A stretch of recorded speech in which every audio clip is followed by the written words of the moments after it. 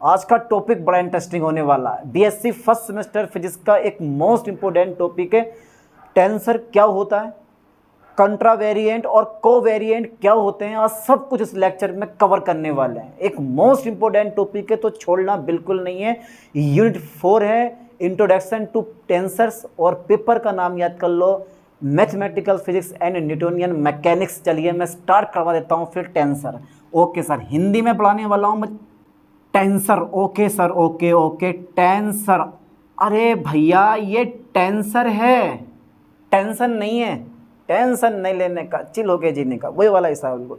तो जो टेंसर होता है ना, ये ऐसी क्वांटिटीज़ होती हैं जिनमें बहुत अधिक डायरेक्शंस होती हैं। अरे यार सर, बहुत अधिक डायरेक्शन कैसे हो सकती हैं, मैं बताऊंगा कैसे हो सकती हैं। ठीक है, तो ऐसी राशियां जिनमें बहुत अधिक डायरेक्शंस होती हैं टेंसर कहलाता है। या ऐसे बोल सकते हो ऐसी राशियां जिनमें 2 या अधिक डायरेक्शन होती हैं टेंसर कहलाता है। अब बताओ आपको कौन सी परिभाषा अच्छी लग रही है? अरे बाद में सब कुछ बताएंगे, घबराओ मत, हर एक पॉइंट को क्लियर करते हुए चलते हैं। चलिए, इसकी जो मेन डेफिनेशन है वो क्या है कि ऐसी क्वांटिटीज़, यानी कि ऐसी राशियां, ऐसी क्वांटिटीज़, ओके सर, ऐसी क्वांटिटीज़, ठीक है, जिनमें क्या होता है बेटे, जिनमें बहुत अधिक, ओके सर, जिनमें बहुत अधिक क्या होती हैं, डायरेक्शंस होती हैं। ठीक है बेटे, क्या होती हैं सर, डायरेक्शंस होती हैं, यानी कि दिशाएं होती हैं। ओके, अच्छा सर, क्या कहलाती हैं? टेंसर कहलाती हैं, टेंसर कहलाती। अच्छा ये बताओ बेटा, ये बताओ मेरा बच्चा पार्टी कि जो टेंसर है ये परिभाषा समझ में आई, टेंसर कहलाती है। देखो एक लाइन पे ध्यान देना, इस कोई स्केलर क्वांटिटीज़ में डायरेक्शन नहीं होती है, आपको पता होना चाहिए। जो क्वांटिटीज़ हमारी स्केलर होती हैं, स्केलर, यार इतनी इंग्लिश तो पढ़नी पड़ेगी मेरे दोस्तों, क्योंकि एमएससी जब करोगे ना तो बेटे इंग्लिश पढ़नी पड़ेगी तुम्हें, और इंग्लिश काम की चीज़ है। ठीक है, इसीलिए आपसे तैयारी कर लो, कुछ वर्ड इंग्लिश में याद करो, कुछ हिंदी में याद करो।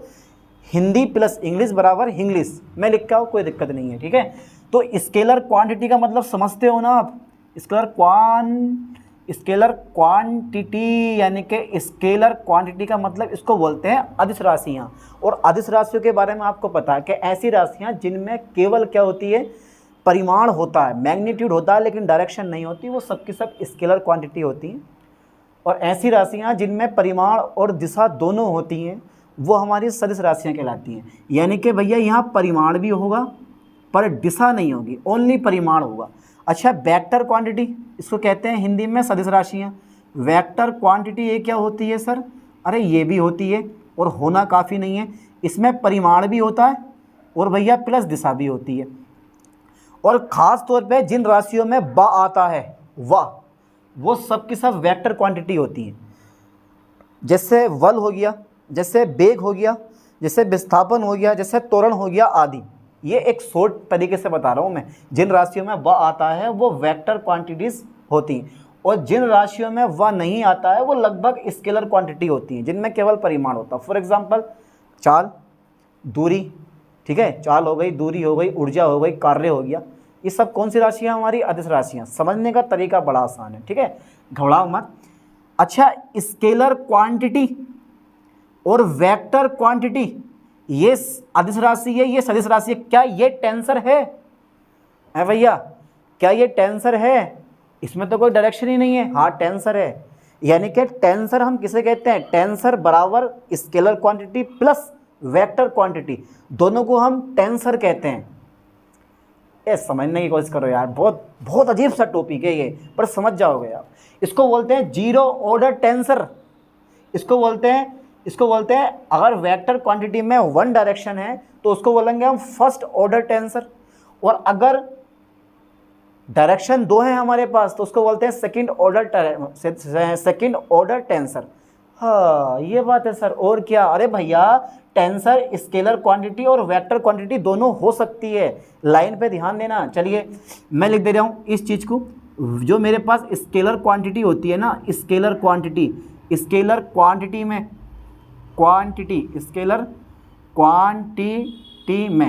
क्वांटिटी में, ठीक है, दिशा नहीं होती है, यानी कि परिमाण होता है, परिमाण तो होता है, परिमाण होता है, ठीक है, परंतु दिशा नहीं होती है, दिशा नहीं होती है। लाइन पे फोकस करना, दिशा नहीं होती है ना। और वेक्टर क्वांटिटी में, वेक्टर क्वांटिटी में क्या होता है बेटे, वेक्टर क्वांटिटी में, ठीक है, वेक्टर क्वांटिटी में परिमाण, ओके सर, परिमाण तथा दिशा दोनों होती हैं, ठीक है, परिमाण तथा दिशा दोनों होती हैं, ओके सर, ओके, दोनों होती है। दिमाग तो खागा पर मैं दिमाग खाने दूंगा नहीं, दोनों होती हैं, ठीक है, परिमाण तथा दिशा दोनों होती हैं, ओके ओके। अब बात यहाँ ये आती है कि अगर मैं डायरेक्ट डालूँ हेडिंग के first order, FIRST, first order, okay okay, tensor. First order tensor किसे कहते हैं, जितनी भी, यानी कि फर्स्ट की जगह ना आप पहले जीरो करो, जीरो ऑर्डर टेंसर, जितनी भी स्केलर क्वांटिटी हैं जिनके पास डायरेक्शन नहीं होती हैं वो सब की सब जीरो ऑर्डर टेंसर कहलाती है। हो गया यार, यानी कि ऐसी क्वांटिटी जिनमें कोई डायरेक्शन नहीं होती है जीरो ऑर्डर टेंसर कहलाता है। यार ले भाई, ये इतनी छोटी चीज़ समझ में ना आ रही, तो ऐसी क्वांटिटी मैं लिख दे रहा हूँ, देखो ऐसी क्वांटिटी, ठीक है, जिनमें क्या होता है बेटे, जिनमें यार इतने इजी तरीके से मैं पढ़ा रहा हूँ ना, समझ में आ जाना चाहिए। ऐसी क्वांटिटी जिनमें डायरेक्शन नहीं होती है, जिनमें डायरेक्शन, ओके सर, जिनमें डायरेक्शन नहीं होती है, जिनमें डायरेक्शन नहीं होती है, जीरो, ठीक है सर, ऑर्डर टेंसर, ठीक है, कहलाता है, ठीक है, ओके, समझ में आया, आया आया आया आया, ऐसे आ गया। अब भैया फर्स्ट ऑर्डर की बात कर लेते हैं हम। First order, FIRST, first order tensor, इसको बोलते हैं हिंदी में कोटि, यानी कि प्रथम कोटि टेंसर। अब ऐसी क्वांटिटी जिनमें केवल एक डायरेक्शन होती है वो फर्स्ट ऑर्डर टेंसर कहलाती हैं, ठीक है, वो भी क्वांटिटी फर्स्ट ऑर्डर टेंसर कहलाती हैं। तो ऐसी क्वांटिटी, लाइन पे फोकस करना, ऐसी क्वांटिटी, ठीक है, जिनमें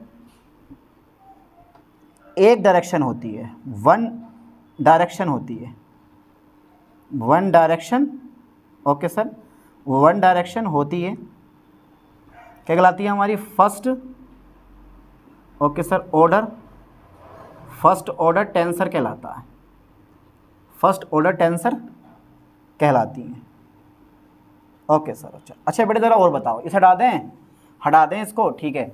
अच्छा और बताओ सेकंड ऑर्डर में क्या होने वाला है सर, सेकंड ऑर्डर टेंसर में, हाँ यार कुछ तो होगा सेकंड ऑर्डर टेंसर में, ओके। देखो मैं फालतू कुछ नहीं कर पाऊंगा, मैं मेनली पॉइंट पे पढ़ाऊंगा अपना और उसी पे हम फोकस करेंगे। देखो कितनी लंबी थ्योरी लिख दी, आराम से पेपर में लिख के आना, मजा आएगा, आता पेपर में, बहुत मोस्ट क्वेश्चन है। तो सेकंड ऑर्डर टेंसर के बारे में आप डिस्कस कर लो सर, कर लो। तो ऐसी क्वांटिटी जिनमें, ऐसी क्वांटिटी, हाँ एक चीज़ और है, अगर इसका एग्जाम्पल दे दो तो और मज़ा आ जाएगा। जैसे बोलते हैं ना दूध तो पी रहे हैं उसमें थोड़ी सी मलाई और डाल दो तो और मज़ा आ जाएगा, बस वो काम कर लो इसमें। तो जितनी भी स्केलर क्वांटिटी है, जैसे स्केलर क्वांटिटी, ठीक है, लाइन पे ध्यान देना, स्केलर क्वांटिटी, ये इसका एग्जाम्पल हो गया। और इसका एग्जाम्पल लिखोगे जैसे, यानी कि सरफेस टेंशन का नाम सुना है आपने, surface tension, F/L, surface tension जो होता है ना वो F/L होता है, यानी कि फोर्स पर यूनिट, ठीक है, force per unit, force per unit length, LANGTH, force per unit length, ठीक है, एकांक लंबाई, प्रति एकांक लंबाई पर बल, फोर्स पर यूनिट लेंथ, ठीक है, यानी कि F/L, जिसको बोल सकते हो आप सरफेस टेंशन, टेंसर नहीं टेंशन, सरफेस टेंशन प्लस तनाव को बोलते हैं इसको, ठीक है, ऐसे भी आप इसको बोल सकते हो। तो इसमें केवल एक डायरेक्शन होती है। अब दो डायरेक्शन वाला भी बताऊंगा तुम्हें क्या होता है। तो सेकंड ऑर्डर टेंसर, ऐसी क्वांटिटी, खुद लिख सकते हो कि यार ऐसी क्वांटिटी, ओके सर, ऐसी क्वांटिटी जिनमें क्या होता है, जिनमें दो डायरेक्शन होती हैं, जिनमें दो डायरेक्शन, ओके सर, जिनमें दो डायरेक्शंस होती हैं, दिशाएं होती हैं, जिनमें दो डायरेक्शंस होती हैं, क्या कहलाता है, सेकंड, सही है sir, second order, okay sir, tensor कहलाता है, सेकंड ऑर्डर टेंसर कहलाता है। क्या यार ये चीज़ भी आपको समझ में नहीं आई कि ऐसी क्वांटिटी जिनमें दो डायरेक्शन होती हैं सेकंड ऑर्डर टेंसर कहलाता है। समझ समझ के समझो भैया, तभी समझ में आएगा, वरना ये समझ में आने वाला है नहीं। एग्जाम्पल अगर मैं लूँ, स्ट्रेस, स्ट्रेस समझते हो ना, प्रतिबल, प्रेशर जो होता है, लेकिन स्ट्रेस और प्रेशर में बहुत बड़ा अंतर होता है। स्ट्रेस को बोलते हैं प्रतिबल। भैया दो डायरेक्शन होती हैं इसकी, इसकी कितनी होती हैं? दो डायरेक्शन होती हैं। स्ट्रेस इसको बोला जाता है, ये क्या होता है? ये F बाई एरिया होता है, बल बटा क्षेत्रफल होता है। तो आप लिख सकते हो force, force FORC, force per unit, force per unit area, यानी कि प्रति एकांक क्षेत्रफल बल, फोर्स हो गया ये, है ना। तो फोर्स पर यूनिट एरिया, तो भैया एरिया होता है F/A होता है, ठीक है। तो लाइन पे ध्यान देना है। तो ये स्ट्रेस की ये स्ट्रेस में दो दिशाएं होती हैं, ऐसे मान लो। अब कैसे कैसे होती हैं वो छोड़ो यार, इतना ज़्यादा हमें अंदर जाने की ज़रूरत है नहीं। फिलहाल तो अभी हम टेंसर पढ़ रहे हैं, बाकी इसके अलावा कुछ नहीं पढ़ रहे हैं। ऐसी क्वांटिटी जिनमें कोई डायरेक्शन नहीं होती, जीरो ऑर्डर टेंसर कहलाता है। और ऐसी क्वांटिटी जिनमें कितनी होती हैं? एक डायरेक्शन होती है, उसको हम बोलते हैं फर्स्ट ऑर्डर टेंसर। और जिनमें दो डायरेक्शंस होती हैं उनको हम बोलते हैं सेकेंड ऑर्डर टेंसर, ठीक है। अब एक पॉइंट पे विशेष तौर पे और ध्यान देना, जो मैं अब करवाने वाला हूँ। पढ़ना ही पढ़ना यार मेरे दोस्तों, छोड़ना नहीं है बिल्कुल भी इस चीज़ को। तो पहले ये बताओ, ये क्लियर हुआ नहीं हुआ है? अच्छा, टेंसर क्या होता है? अबे टेंसर की जिंदी परिभाषा लिखी है मैंने। ऐसी क्वांटिटीज़ जिनमें बहुत अधिक डायरेक्शंस होती हैं टेंसर कहलाती हैं, या ऐसी क्वांटिटी जिनमें दो या अधिक डायरेक्शंस होती हैं वो क्या कहलाती हैं? हमारी टेंसर कहलाती हैं। लेकिन वो डेफिनेशन मुझे सही नहीं लगी, इसलिए मैंने लिखवाई नहीं, क्योंकि भैया टेंसर में क्या होती हैं? स्केलर क्वांटिटी भी आती है, इसमें कोई डायरेक्शन नहीं होती, इसलिए अपने हिसाब से परिभाषा लिखो। Okay okay. अब ये मत कहना कि सर किस बुक से पढ़ा रहे हो। बुक कोई सी भी हो, लैंग्वेज बुक की होनी चाहिए, समझ में आना चाहिए। BSc कहती है, जो एग्जामिनर आपकी कॉपी चेक करता है वो खुद कहता है अपने पास से, यानी कि किताबी भाषा में ज़्यादा मत लिखो, जितना भी आता है अपने पास से लिखो बढ़िया करके, जो जो लिखा हुआ होता है जैसे जैसे लिखना होता है, ठीक है। क्योंकि हज़ार बुकें होती हैं, हज़ार बुक की थ्योरी क्या होती है? अलग अलग होती है। आप मास्टरमाइंड उठा लो, आप कृष्ण, आप दिनेश का मॉडल पेपर उठा लो, आप कृष्णा का मॉडल पेपर उठा लो, आप तरह तरह की बुकें उठा लो, हर बुक की लैंग्वेज क्या होती है? अलग अलग होती है ना। तो इसीलिए समझ में आना चाहिए, बस कुल मिला के बात ही है। चलिए देखते हैं फिर आगे। अच्छा, नीड ऑफ बेसिस वेक्टर का नाम सुना है आपने? नीड ऑफ बेसिस वेक्टर की जरूरत हमें क्यों पड़ती है? Need of basis vector, basis vector. अब एक लाइन पे मेरे पास ध्यान देना बेटे, ये जो मैंने लिखा है ना, जो ये मैंने डाला है हेडिंग, ये तहलका मचाने वाला है। तहलका कैसे मचाएगा वो भी मैं अभी मचवाऊंगा। तहलका टेंशन मत लो। ये जो तुम देख रहे हो ना, नीड ऑफ बेसिस वेक्टर, तो बहुत समय से आप पढ़ते आ रहे हैं। आई कैफ, जे कैफ, डॉट के कैफ, इनको बोलते हैं ऑर्थोगोनल वेक्टर, यानी कि लंबकोणिक या समकोणिक वेक्टर बोला जाता है। आई कैफ, जे कैफ एंड के कैफ का नाम सुना, बस वही क्या होते हैं? बेसिस वेक्टर होते हैं, जो ये बताते हैं कि एक्स डायरेक्शन में कितनी दूरी तय करी गई है, वाई डायरेक्शन में कितनी दूरी तय की गई है, और जेड डायरेक्शन में कितनी दूरी तय की गई है। ये आपको पता होना चाहिए। आई कैफ, जे कैफ एंड के कैफ को हम ऑर्थोगोनल, ठीक है, ऑर्थोगोनल वेक्टर कहते हैं, ठीक है। ऑर्थोगोनल वेक्टर कहते हैं जो ये बताता है कि कोई भी कण या कोई क्वांटिटी, ठीक है, एक्स अक्ष से, वाई अक्ष से और जेड अक्ष से कितनी दूरी पर है। यार ये चीज़ें आपको पता होनी चाहिए। देखो मैं ज़रा लिखा रहा हूँ, मैं बना रहा हूँ थोड़ा सा चित्र।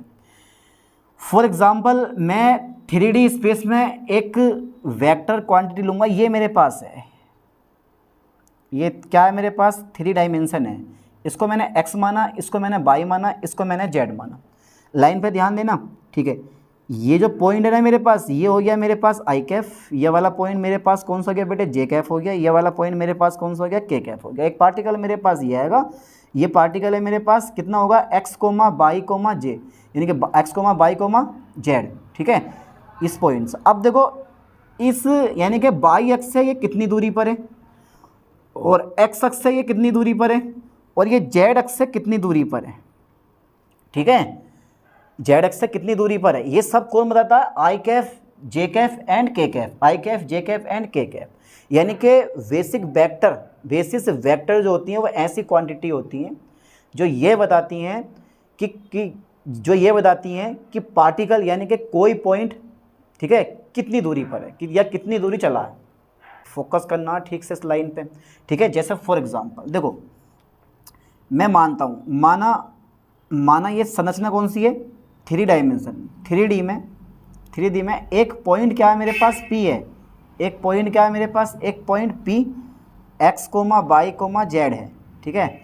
तब देखो, तब इस बिंदु P की ना पोजीशन शो कर दो। मान लो ये मेरे पास कितना है, O है, तो यहाँ पर जो OP वेक्टर होगा ना वो कितना आएगा मेरे दोस्तों, वो आएगा तुम्हारे पास x i कैफ और y j कैफ और प्लस के z k कैफ। अब बात यहाँ ये आती है, ये i कैफ j कैफ तथा k कैफ, लाइन पर फोकस करना, k कैफ को हम क्या बोलते हैं, के कैफ को हम बोलते हैं भैया बेसिस वेक्टर। यहाँ पर क्या बोलते हैं, बेसिस वेक्टर कहते हैं।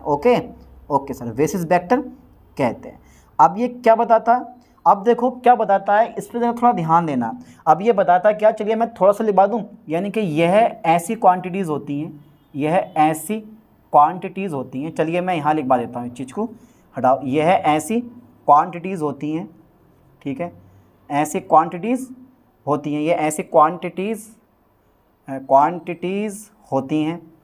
ओके सर, उससे ये ऐसी क्वांटिटीज़ होती हैं, ठीक है, जो यह बताती हैं, जो यह बताती है कि कोई कण कितनी दूरी चला है, कितनी दूरी चला है। ओके, चलिए माना 3D में एक पॉइंट क्या P है, तब OP वेक्टर बराबर x i Kaif plus y j Kaif plus z k Kaif. तो x j यानी कि i j एंड k को हम क्या बोलते हैं, बेसिस वेक्टर कहते हैं। ओके, अब बात यह है कि यहाँ पर देखो कितने एलिमेंट हैं, देखो 1 2 3, 3 एलिमेंट हैं, 3 डायरेक्शन है, 2 एलिमेंट होंगे 2 डायरेक्शन होंगी, 1 एलिमेंट होगा 1 डायरेक्शन होगी। और अगर तुम्हारे पास क्या होगा, n एलिमेंट है तो भैया n डायरेक्शन होगी। ये ध्यान देना, आपको बहुत लंबा पॉइंट होता है। अच्छा मैं लिखवा दूँ इस पॉइंट को भी, मैं जरूरत पड़ेगी नहीं इस पॉइंट की। चलिए फिर मैं लिखवा देता हूँ तुम्हारे काम की, इसको मैं एज कर दूँ, कर दे रहा हूँ। चलो साहब लोग, चलो समझ में आ जाएगा यार, ये पॉइंट भी आपके समझ में आ जाएगा।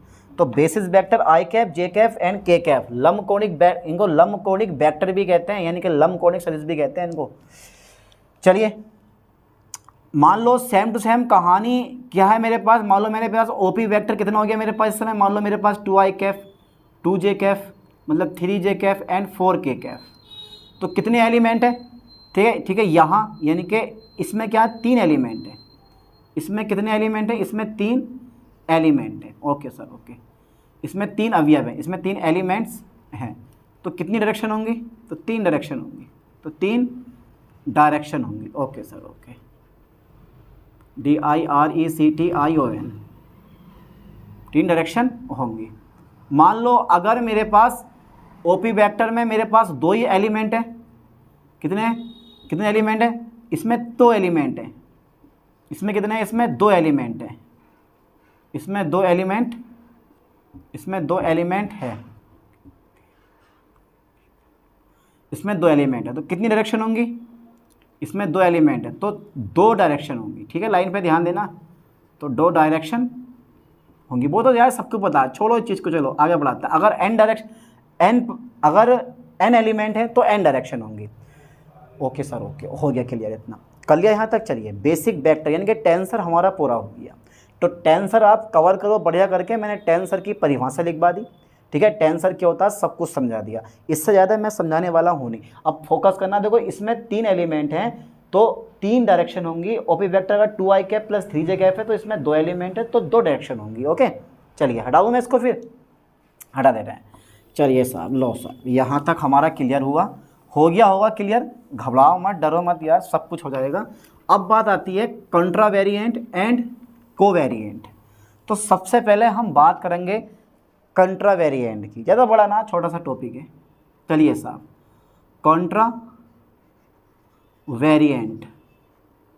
कंट्रावेरिएंट, ओके सर, ओके सर, कंट्रावेरिएंट। चलिए समझ के पढ़ना भैया, ध्यान देना, ये बहुत खतरनाक चीज़ पढ़ाने वाला हूँ। अब देखो, लेट माना मेरे पास एक वेक्टर है, मेरे पास क्या है बेटे, एक सदिश है, एक वेक्टर है, ध्यान देना, मेरे पास एक वेक्टर, माना एक वेक्टर ए, ठीक है, ऊपर लगाया मैंने ए आई है। ओके, माना एक वेक्टर ए आई है। अब आई जहाँ अगर मैं लिखूँ ना, तो जहाँ आई का मान हो सकता है 1 हो सकता है, 2 हो सकता है, 3 हो सकता है, डॉट डॉट डॉट डॉट कहाँ तक बेटे, n तक हो सकता है आई का मान। ठीक है, अब इस ए आई के यानी कि जो ये हमारा वेक्टर है, इस वेक्टर ए आई के, ठीक है, कुछ कोऑर्डिनेट भी होंगे, यानी कि कुछ निर्देशांक होंगे, और वो कौन से होते हैं वो मैं मानूंगा x1 x2 dot dot dot dot, यानी कि x1 x2 x3 dot dot dot xn मान लूँगा।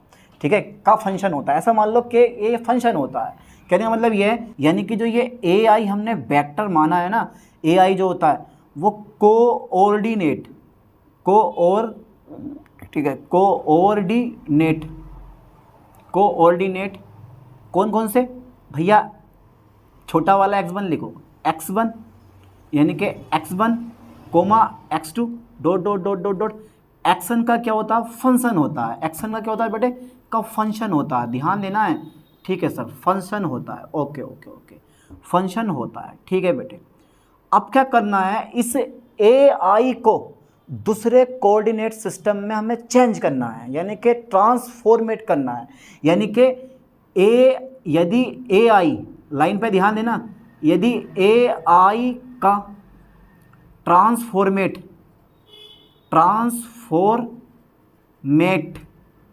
यदि ए आई का ट्रांसफॉर्मेट यदि ए आई का ट्रांसफॉर्मेट दूसरे कोऑर्डिनेट सिस्टम, लाइन पे फोकस करें,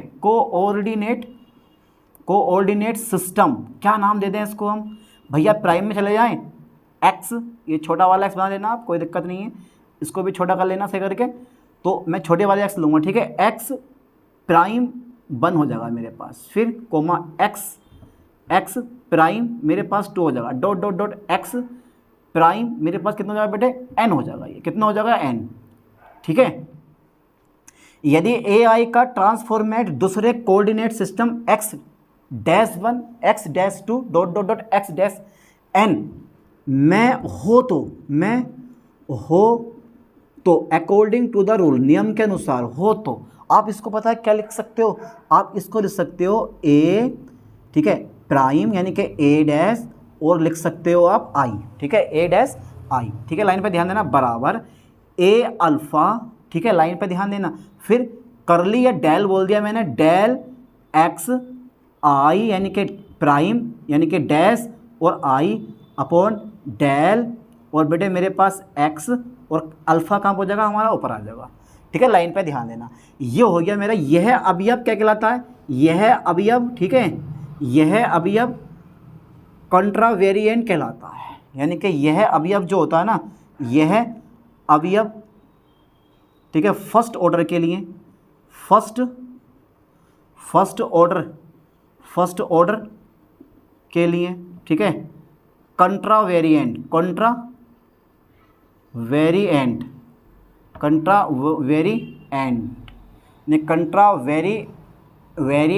ठीक है कहलाता है।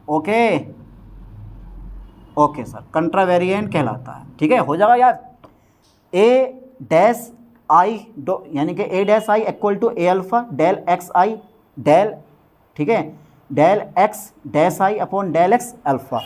भैया ये हो गया हमारा, ये अवयव फर्स्ट ऑर्डर के लिए कंट्रावेरिएंट कहलाता है। Completely right. अच्छा, मैं सेकंड ऑर्डर के लिए निकाल दूं, फॉर सेकंड ऑर्डर,